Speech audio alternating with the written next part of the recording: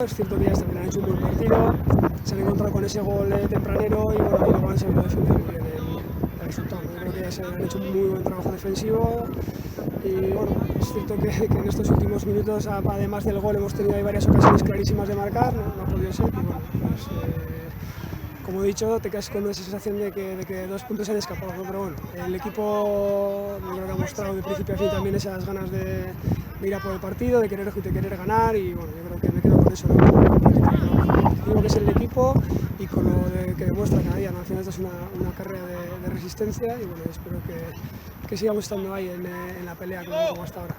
Yo, como comentabas, ellos han metido un gol, además con un poco mala suerte por parte vuestra ese primer gol, luego han tenido otra oportunidad a la contra, pero a partir de allá prácticamente el partido ha sido del Tisquerre por completo.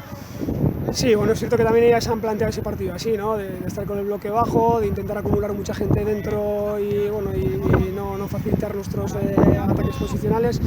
Bueno, pues que el partido se ha dado así, ellas como digo, lo han trabajado muy bien. Creo que también en estos últimos 15 minutos hemos apretado muchísimo más, hemos hecho muchas acciones como para haber podido marcar algún gol más, pero bueno, el fútbol es esto, ¿no? Es acierto y no hemos tenido y bueno, y otro día será, ¿no?